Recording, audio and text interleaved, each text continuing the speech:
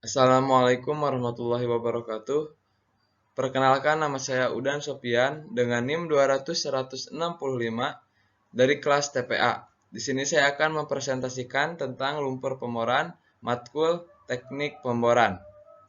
Selanjutnya, definisi dari lumpur pemboran. Lumpur pemboran adalah suatu fluida yang bersirkulasi dalam pemboran putar yang mempunyai berbagai fungsi yang diperlukan dalam operasi pemboran. Tujuan utama dalam penggunaan lumpur pemboran adalah agar dalam operasi pemboran yang sedang dilaksanakan tidak mengalami gangguan. Selanjutnya, untuk selanjutnya ada fungsi lumpur pemboran ada 10, yaitu yang pertama ada pengangkatan cutting ke permukaan. Pengangkatan cutting ke permukaan tergantung dari kecepatan fluida di anulus, kapasitas untuk menahan fluida yang merupakan fungsi dari densitas. Kemudian yang kedua dari fungsi lumpur ini ada mendinginkan dan melumas bit dan drill string. Yang ketiga ada memberi dinding pada lubang bor dengan mud cake. Lumpur akan menggunakan mud cake atau lapisan zat padat tipis di permukaan formasi yang permeable.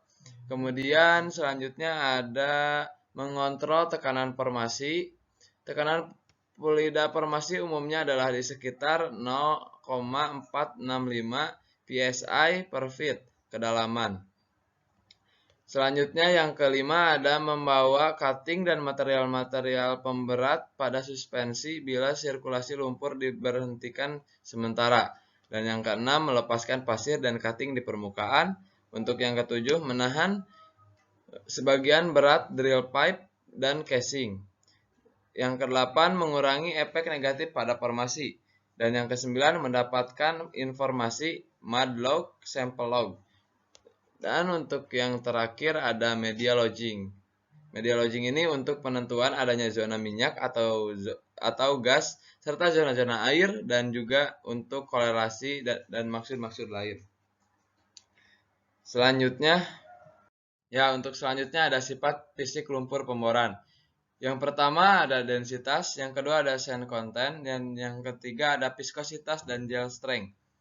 Untuk densitas lumpur bor merupakan salah satu sifat lumpur yang sangat penting karena peranannya berhubungan langsung dengan fungsi lumpur bor sebagai pengimbang tekanan formasi. Dan untuk sand content, tercampurnya serpihan formasi cutting ke dalam lumpur pemboran akan dapat membawa pengaruh pada operasi pemboran. Serpihan-serpihan pemboran yang biasanya berupa pasir dapat mempengaruhi karakteristik lumpur yang disirkulasikan. Dalam hal ini akan menambahkan densitas lumpur yang telah mengalami sirkulasi. Dan untuk viskositas dan gel strength merupakan bagian yang pokok dalam sifat rheologi fluida pemboran. Pengukuran sifat rheologi fluida pemboran penting dilakukan karena efektivitas pengangkatan cutting merupakan fungsi langsung dari viskositas. Sifat gel pada lumpur juga penting pada saat round trip sehingga viskositas dan gel strength menjadi salah satu indikator baik tidaknya suatu lumpur pemboran. Next. Nah, untuk yang freshwater mud adalah lumpur yang fase cairnya adalah air tawar. Dengan kalau ada kadar garam juga kadar garamnya kecil. Dan untuk yang saltwater mud adalah lumpur ini digunakan terutama untuk membor garam massive salt dome atau salt stringer lapisan formasi garam dan kadang-kadang bila ada aliran air garam yang terbor. Dan untuk yang ketiga oil in water emulsion mud, pada lumpur ini minyak merupakan fase terbesar emulsi dan air sebagai fase kontinu. Dan untuk yang terakhir yaitu oil based emulsion mud, lumpur ini mengandung minyak sebagai fase kontinunya. Komposisi diatur agar kadar airnya rendah, 3-5% volume.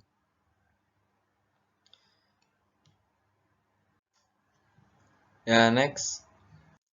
Dan yang terakhir yaitu ada material lumpur pemboran. Ada 4. Yang pertama ada komponen cair, yang kedua ada reactive solid, dan yang ketiga ada inert solid, dan yang terakhir ada additive. Untuk yang komponen cair, adalah dapat berupa minyak atau air.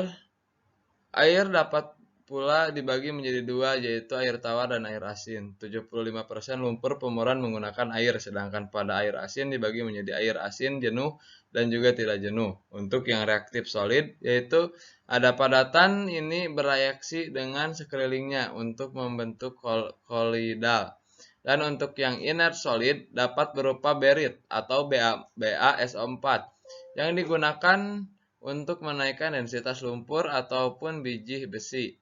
Inert solid juga berasal dari formasi-formasi yang dibor dan terbawa oleh lumpur seperti chert, pasir, dan clay non-swelling.